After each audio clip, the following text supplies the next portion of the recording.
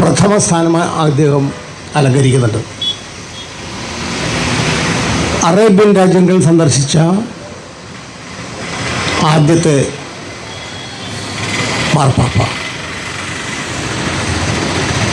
മാനവ സഹോദര സമ്മേളനത്തിൽ, ലോക സമ്മേളനത്തിൽ പങ്കെടുത്ത ഇന്ത്യയിലെ ഹൈന്ദവ വിശ്വാസികളും അതുപോലെ തന്നെ മറ്റ് മുസ്ലിം മത വിശ്വാസികളുമെല്ലാം പങ്കെടുത്ത ഒരു യോഗത്തിൽ, അതും വത്തിക്കാനിൽ നടന്നപ്പോൾ അതിൽ സജീവ പങ്കാളിത്തം വഹിച്ചത് ഫ്രാൻസിസ് പാപ്പയാണ്.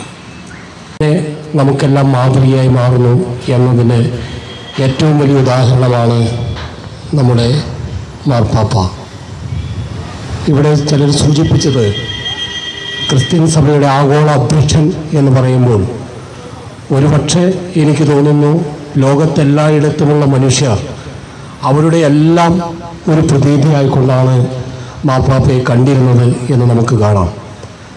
അദ്ദേഹം നമ്മെ വിട്ട് പിരിഞ്ഞതിന് ശേഷം കേരളത്തിലെ മാധ്യമങ്ങളും അതുപോലെ ഇംഗ്ലീഷ് മാധ്യമങ്ങളുമെല്ലാം ആ എഴുത്തുകളെല്ലാം സൂക്ഷ്മമായി പരിശോധിച്ചാൽ നമ്മളെല്ലാ സർവ്വ തലങ്ങളിലും പ്രവർത്തിക്കുന്ന മനുഷ്യർ ഒരു പാഠപുസ്തകമായി കാണേണ്ട വ്യക്തിയാണ് അദ്ദേഹമെന്ന് നമുക്കറിയാം.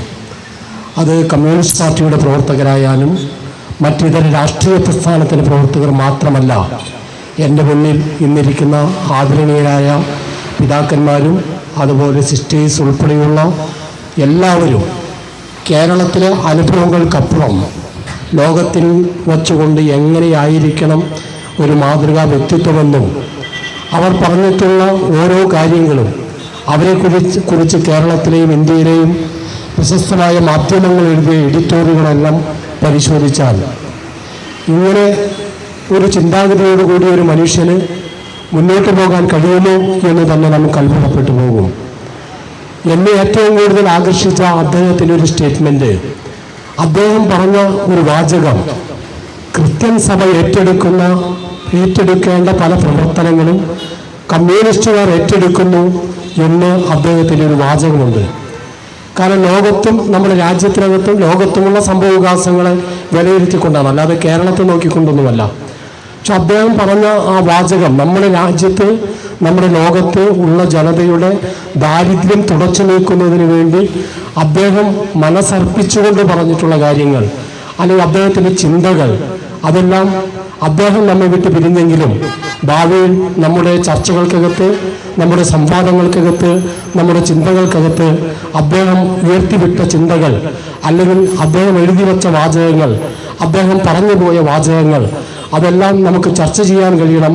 അങ്ങനെ ചർച്ചകൾ നമ്മുടെ സമൂഹത്തിൻ്റെ നാനാ തലങ്ങളിൽ നിന്ന് വന്നാൽ നമ്മുടെ രാജ്യത്തും ലോകത്തും വലിയൊരു നവീകരണം നടക്കും എന്നുള്ള ശുഭപ്രതീക്ഷയോടുകൂടി അദ്ദേഹം നമ്മളെ വിട്ട് വേർതിരിഞ്ഞു പോയെങ്കിലും അദ്ദേഹം ഉയർത്തിവിട്ട ചിന്തകൾ എന്നും ലോകത്തിനകത്ത് ജീവിക്കുമെന്ന് വലിയ ശുഭാപ്തി വിശ്വാസത്തോടുകൂടി കണ്ടുകൊണ്ട് അദ്ദേഹത്തിൻ്റെ ജ്വലിക്കുന്ന ഓർമ്മകൾക്ക് മുമ്പിൽ വീണ്ടും വീണ്ടും ശിരസ്കുനിച്ചുകൊണ്ട് ഞാൻ എൻ്റെ വാക്കുകൾ അവസാനിപ്പിക്കുന്നു. അഭിവാദ്യം.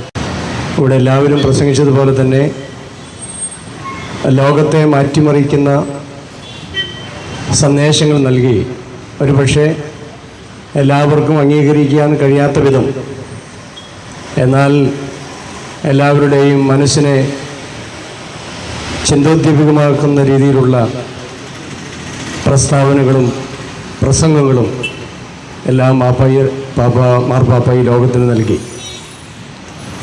എനിക്ക് അനുസ്മരിക്കാനുള്ളത് ഈ ലോകത്തിൻ്റെ സമാധാനത്തിന് വേണ്ടി വാക്കുകൾ കൊണ്ട് യുദ്ധം ചെയ്ത വ്യക്തിത്വമാണ് മാർപ്പാപ്പ. അതുകൊണ്ട് തന്നെ യുദ്ധക്കൊതിയന്മാരായ പല രാഷ്ട്ര തലവന്മാർക്കും മാർപ്പാപ്പയുടെ ഈ വാഗ്വാദങ്ങൾ അത് മുറിവേറ്റിരിക്കുവാനായിട്ട് സാധ്യതയുണ്ട്. നമ്മുടെ രാജ്യം ഭീകരതയ്ക്കെതിരെ ശബ്ദമുയർന്ന ഈ സന്ദർഭത്തിൽ മാർപ്പാപ്പയുടെ വാക്കുകളും പ്രസംഗങ്ങളും നമുക്കെല്ലാവർക്കും മാതൃകയാണ്. ഈ അവസരത്തിൽ യാക്കോബായ സുറിയാനി സഭയ്ക്ക് വേണ്ടി, പ്രത്യേകിച്ച് അങ്കമാലി യാക്കോബായ കത്തീഡ്രൽ സുനോദ പള്ളിയുടെ ഇടവാങ്ങുകൾക്ക് വേണ്ടിയും കൂടെ ആദരാഞ്ജലി അർപ്പിക്കുന്നു. സ്വാധീനിച്ചത് അദ്ദേഹത്തിൻ്റെ ലളിതമായ ജീവിതശൈലിയാണ്. പലപ്പോഴും തോന്നിയത് യേശുദേവനെ ജീവിതത്തിൽ പകർത്താൻ ശ്രമിച്ച ഒരു മഹാത്മാവായിരുന്നു അദ്ദേഹമെന്നാണ് എനിക്ക് തോന്നിയത്. ന്യൂമോണിയ ബാധിച്ച് വളരെ സീരിയസ് ആയപ്പോൾ അത് കഴിഞ്ഞൊരു തിരിച്ചുവരവ് വന്നപ്പോൾ വീണ്ടും ഒരു ഉയർത്തെഴുന്നേൽപ്പിൻ്റെ ഒരു സൂചനയാണ് മനസ്സിൽ കുറിച്ചത്. എന്തായാലും മനുഷ്യർ അറിയുന്ന ഒരു മാർപ്പാപ്പ നമ്മളെ വിട്ടുപോയതിൽ സഭയ്ക്കും ലോകത്തിനുമുണ്ടായ ദുഃഖത്തിൽ ഭാരതീയ ജനതാ പാർട്ടിയുടെ അനുശോചനം രേഖപ്പെടുത്തിക്കൊണ്ട് എൻ്റെ വാക്കുകൾ ചുരുക്കുന്നു. നമസ്കാരം. 31 കോടി ദുഃഖം നൽകിക്കൊണ്ടാണ് മാർപ്പാപ്പ നമ്മെ വിട്ടുപിരിഞ്ഞത്. വളരെ ലളിതമായ ജീവിതം നയിച്ചിരുന്ന പാപ്പ 2013 മാർച്ച് 13 266 പാപ്പയായി അധികാരമേറ്റത്. അന്ന് മുതൽ പാവപ്പെട്ടവരെയും അശരണരെയും പ്രത്യേകിച്ച് കുട്ടികളെയും വളരെയധികം സ്നേഹിച്ചിരുന്നു പാപ്പ. ലളിതമായ ജീവിതം എന്ന് പറഞ്ഞാൽ പൊതുഗതാഗതം വരെ ഉന്നത സ്ഥാനങ്ങളിലിരിക്കുമ്പോഴും ഉപയോഗപ്പെടുത്തിയാണ് പാപ്പ സഞ്ചരിച്ചിരുന്നത്. ഈ ലോക ജനതയ്ക്കുണ്ടായ ദുഃഖത്തിലും വിഷമത്വത്തിലും നഷ്ടത്തിലും ഈ കമ്മ്യൂണിസ്റ്റ് പാർട്ടിയുടെ പങ്കുകൂടി അറിയിച്ചുകൊണ്ട് നിർത്തുന്നു. നന്ദി. അതിനകത്ത് ഒരു സാഹചര്യം ഏതെന്ന് ചോദിച്ചു കഴിഞ്ഞാൽ ഈ അവസാനമായിട്ടും ഇതുവരെയായിട്ടും അവസാനിക്കാത്ത യുദ്ധമായിട്ട് തുടരുന്ന സോവിയറ്റ് യൂണിയൻ്റെയും അതുപോലെ തന്നെ ഉക്രൈൻ യുദ്ധം നടക്കുന്നതിന് മുൻപായിട്ട് വിളിച്ചു കൂട്ടിയിട്ടുള്ള രാജ്യ നേതാക്കന്മാരുടെ മീറ്റിങ്ങിലാണ് വളരെയേറെ അസ്വസ്ഥനായും ദേഷ്യമുള്ളവനായിട്ടും വേദനിക്കുന്നവനുമായിട്ടുമൊക്കെ മാർപ്പാപ്പയെ നമ്മൾ കണ്ടത്. ഒത്തിരിയേറെ വിഷമം പിടിച്ച കാര്യങ്ങൾ നേരെയാക്കുവാൻ വേണ്ടിയിട്ട് ലോകത്തിലെ എല്ലാ ജനതകളോടും ഒപ്പമായിരുന്നു കൊണ്ടാണ് മാർപ്പാപ്പയുടെ ഓരോ ദിവസവും കടന്നു പോയിട്ടുള്ളത്. നമുക്കറിയാം, മാർപ്പാപ്പ എഴുതിയതിലെ ഏറ്റവും മനോഹരമായിട്ടുള്ള ഒരു ചക്രികലേഖനങ്ങളിൽ ഒന്ന് ഫ്രത്തല്ലി തൂത്തി എന്നുള്ള ടൈറ്റിലുള്ളതാണ്. അതിൻ്റെ അർത്ഥമെന്ന് ചോദിച്ചു കഴിഞ്ഞാൽ ഓൾ ബ്രദേഴ്സ് ആൻഡ് സിസ്റ്റേഴ്സ്. 142 കോടിയോളം വരുന്ന കത്തോലിക്കരും മാത്രമല്ല 820 കോടി ജനവും അത് അവർക്ക് ഓരോരുത്തർക്കും വേണ്ടിയിട്ട് ശബ്ദമുയർത്തുവാൻ ഓരോരുത്തരും മുന്നോട്ട് വരണം എന്ന് പറഞ്ഞു തുടങ്ങി മാർപ്പാപ്പ ഒത്തിരിയേറെ നഗ്നസത്യങ്ങൾ ഉറക്കെ വിളിച്ചു പറഞ്ഞിട്ടുണ്ട്. അതുകൊണ്ട് തന്നെ പ്രിയമുള്ളവരെ, നമ്മളുടെ ഫ്രാൻസിസ് മാർപ്പാപ്പ പതിയെ ഈ ലോകത്തിൽ നിന്നും നാടുനീങ്ങി പോകുമ്പോൾ നമ്മൾക്ക് വേണ്ടിയിട്ട് നൽകിയിട്ടുള്ള സംഭാവനകൾ അത് പ്രകൃതിയോട് ചേർന്ന് നിന്നിട്ടുള്ള കാര്യങ്ങളായാലും ഓരോ മനുഷ്യജീവൻ്റെ വിലയെക്കുറിച്ചിട്ടുള്ള കാര്യങ്ങളായാലും വളരെയേറെ ശ്രദ്ധേയമായിട്ടുള്ള കാര്യമാണ്.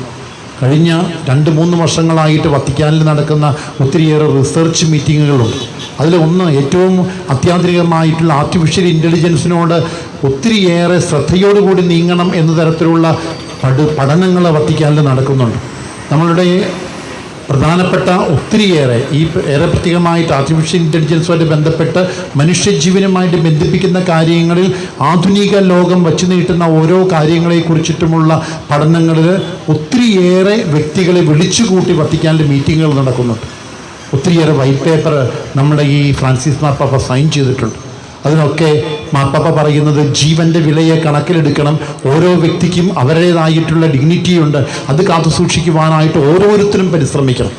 ഇവിടെ ജാതിമത വർഗഭേദമന്യേ എല്ലാവരെയും ചേർത്ത് പിടിക്കുവാനായിട്ടുള്ള സന്മനസ്സോട് കൂടിയിട്ട് നേരത്തെ നിങ്ങൾ ഓരോരുത്തരും പറഞ്ഞതുമായിട്ട് ചേർത്ത് വെച്ച് പോകുമ്പോൾ ലോകത്തിൻ്റെ ശബ്ദമായിട്ട് മനുഷ്യ വംശത്തിൻ്റെ ശബ്ദമായിട്ട് ദൈവം ഭൂമിയിലേക്ക് ഇറങ്ങി വരുന്നത് പോലെയാണ് മാർപ്പാപ്പയുടെ പഠനങ്ങളും മാർപ്പാപ്പ ലോകത്തിന് വേണ്ടിയിട്ട് നൽകിയിട്ടുള്ള സംഭാവനകൾ. അതിനെയൊക്കെ ഓർത്ത് നമ്മൾക്ക് മാർപ്പാപ്പ ഫ്രാൻസിസ് പാപ്പായ്ക്ക് പ്രത്യേകമായിട്ട് നന്ദി പറയുകയാണ്. കാരണം എന്തെന്ന് ചോദിച്ചു കഴിഞ്ഞാൽ എൻ്റെ വിശ്വാസം എന്ന് പറയുന്നത് നമ്മൾ പറയുന്നത് ഓരോന്നും കേൾക്കുവാൻ പറ്റുന്ന രീതിയിൽ ഇന്നും ജീവിക്കുന്നവനായിട്ടാണ് ഞാൻ മാർപ്പാപ്പയെ കാണുക. അതുകൊണ്ട് തന്നെ വരും വർഷങ്ങളിൽ ഇത് വിശുദ്ധനാക്കപ്പെട്ട് നമ്മൾക്ക് അൾത്താരകളിൽ പൂജിക്കുവാനായിട്ട് വണങ്ങുവാനായിട്ട് ഫ്രാൻസിസ് മാർപ്പാപ്പയെ ദൈവം തന്നെ നമ്മൾക്ക് അനുവദിച്ചു നൽകുമെന്നുള്ളതിൽ യാതൊരു സംശയവുമില്ല. അതുകൊണ്ട് തന്നെ ആ പുണ്യസ്മരണയ്ക്ക് മുമ്പിൽ ഇന്നിവിടെ സ്മരണാഞ്ജലി അർപ്പിക്കുവാനായിട്ട് ഈ യോഗം വിളിച്ചു ചേർത്ത അഡ്വക്കേറ്റ് ഷിയോപ്പോളിനെയും കൂട്ടുകാരെ എല്ലാവരെയും ഏറെ സ്നേഹത്തോടു കൂടിയിട്ട് ശ്ലാഘനീയമായ വണ്ണം നിങ്ങൾ വിളിച്ചുകൂട്ടി ഈ മീറ്റിങ്ങിനെ ഓർത്ത് നിങ്ങൾക്ക് ഓരോരുത്തർക്കും നന്ദി പറഞ്ഞുകൊണ്ട് മാർപ്പാപ്പ നിത്യകാലം ജീവിക്കും, സ്വർഗത്തിൽ നമ്മളോടൊപ്പം ഉണ്ടാകും എന്നുള്ള പ്രതീക്ഷയോടും ആ വിശ്വാസം ഒരിക്കലും കൈവിടാതിരിക്കുവാനായിട്ട് ലോകത്തിലുള്ള കത്തോലിക്ക വ്യക്തികളെ മാത്രമല്ല തുടർന്ന് ജീവിക്കുന്ന ഓരോരുത്തർക്കും ഏറ്റവും നല്ല ജീവൻ്റെ വിലയുടെ അടിത്തറ നൽകിയിട്ടുള്ള വ്യക്തിയായിട്ട് മാർപ്പാപ്പ എപ്പോഴും ഓർമ്മിക്കപ്പെടും എന്നുള്ളത് വീണ്ടും സ്മരിച്ചുകൊണ്ട് ഞാൻ എൻ്റെ വാക്കുകൾ ഉപസംഹരിക്കുന്നു. വരുന്നത് ഒന്ന്, ഫ്രാൻസിസ് മാർപ്പാപ്പ ഒരു സ്റ്റേറ്റ്മെൻറ്റ് നടത്തി ഒരിക്കൽ. അദ്ദേഹം പറഞ്ഞു, സ്വർഗം പ്രാപിക്കാൻ, മോക്ഷം പ്രാപിക്കാൻ ക്രിസ്ത്യാനിയായിരിക്കണമെന്ന് നിർബന്ധമില്ല എന്ന് അദ്ദേഹം പറഞ്ഞു. അത് ചുമ്മാ പറഞ്ഞതല്ല. ഒരു പയ്യൻ, നിരീശ്വരവാദിയായ ഒരു പയ്യൻ്റെ ഒരാളുടെ മകൻ അച്ഛൻ മരിച്ചു കഴിഞ്ഞപ്പോൾ മാർപ്പാപ്പയുടെ അടുത്ത് വന്ന് ചോദിച്ചു, എൻ്റെ അപ്പൻ സ്വർഗത്തിൽ പോകുമെന്ന് ചോദിച്ചു. അപ്പോൾ മാർപ്പാപ്പ പറഞ്ഞു, പോവും, ഉറപ്പായിട്ടും പോവും, എല്ലാവരും സ്വർഗത്തിൽ പോകും. വിപ്ലവകരമായ ഒരു അഭിപ്രായമാണ്, സ്റ്റേറ്റ്മെൻറ്റാണ് അന്ന് മാർപ്പാപ്പ നടത്തിയത്. അതാണ് എന്നെ ഏറ്റവും സ്വാധീനിച്ച ഒരു വാചകം. രണ്ടാമത്തെ ഒരു കാര്യം ഞാൻ പറയണത്, മാർപ്പാപ്പ മരിച്ചു കഴിഞ്ഞപ്പോൾ മാർപ്പാപ്പയ്ക്ക് എന്തോരം സ്വത്തുണ്ട് എന്ന് ആളുകളൊക്കെ അന്വേഷിക്കാൻ തുടങ്ങി.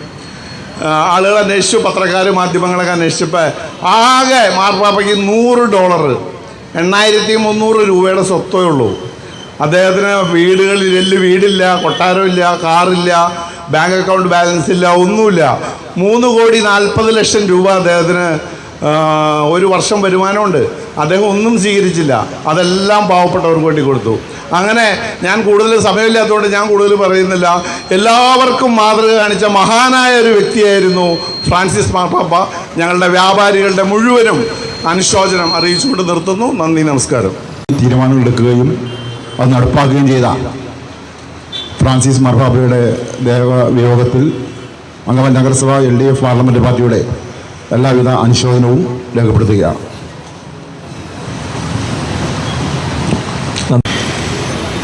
വളരെ പ്രതീക്ഷ, നിങ്ങൾ പ്രത്യാശയുള്ളവരായിരിക്കും എന്നുള്ള വചനം ശരിയായ രീതിയിൽ കാത്തു സൂക്ഷിച്ച് പ്രവർത്തനനിരതനായി മുന്നോട്ട് പോയിട്ടുള്ള വ്യക്തിയായിരുന്നു പാപ്പ എന്ന് നമുക്കറിയാം. പാവങ്ങളുടെ പടത്തലവനായി തന്നെ എല്ലാം ത്യജിച്ച് ലാളിത്യം മുഖമുദ്രയാക്കി മുന്നോട്ട് പോയ വ്യക്തിയായിരുന്നു പാപ്പ. അദ്ദേഹത്തിൻ്റെ ദേഹവിയോഗത്തിൽ കോൺഗ്രസ് പാർട്ടിക്കുള്ള അനുശോചനം അറിയിച്ചുകൊണ്ട് ഞാൻ എൻ്റെ വാക്കുകൾ നിർത്തി. ലോകം ആദരിക്കപ്പെട്ട പാപ്പയ്ക്ക് എല്ലാവിധ ആദരാഞ്ജലികൾ അർപ്പിക്കുന്നു. അദ്ദേഹത്തിൻ്റെ ആത്മാവിന് നിത്യശാന്തി നേർന്നുകൊണ്ട് പ്രാർത്ഥിക്കുന്നു. ദൈവം അനുഗ്രഹിക്കട്ടെ. വിശ്വാസത്തെ കുറച്ചുകൂടി മാനവികതയുമായി ബന്ധിച്ചുകൊണ്ട് വിശ്വാസത്തിന് കുറച്ചുകൂടി പരിശുദ്ധി നൽകാൻ പാപ്പയുടെ പ്രവർത്തനത്തിന് കഴിഞ്ഞിരുന്നു. അധികാരവും വിജയവും പണവുമല്ല പ്രാധാന്യം, വിനയവും സേവന സന്നദ്ധതയും അതുപോലെ തന്നെ സ്നേഹവുമാണ് ഒരു മനുഷ്യ നന്മയ്ക്ക് വേണ്ട ഉദാത്തമായ മൂല്യങ്ങളെന്ന് തൻ്റെ പ്രവർത്തനത്തിലൂടെ തെളിയിച്ച വ്യക്തിയാണ് പാപ്പ. എല്ലാ വിഷയങ്ങളെക്കുറിച്ച്, പാരിസ്ഥിതിക പ്രശ്നങ്ങളെക്കുറിച്ച്, ലോക സാമ്പത്തിക വിഷയങ്ങളെക്കുറിച്ച്, ലൈംഗികതയെക്കുറിച്ച്, സാധാരണക്കാരായ ജനങ്ങളുടെ പ്രശ്നങ്ങളെക്കുറിച്ചൊക്കെ പാപ്പയുടേത് അഭിപ്രായങ്ങളുണ്ടായിരുന്നു. ആ അഭിപ്രായങ്ങൾ പലതും മാനവരാശി ഉയർത്തുന്ന മൂല്യങ്ങൾ അധിഷ്ഠിതപ്പെട്ടുകൊണ്ടാണ്. നമുക്കറിയാം, അവസാന നാളിൽ ഈസ്റ്റർ ദിനത്തിൽ ലോകത്തിന് നൽകിയ സന്ദേശത്തിലൂടെ പാപ്പ ആവശ്യപ്പെട്ടത് നാസായുദ്ധം അവസാനിപ്പിക്കണമെന്നതാണ്.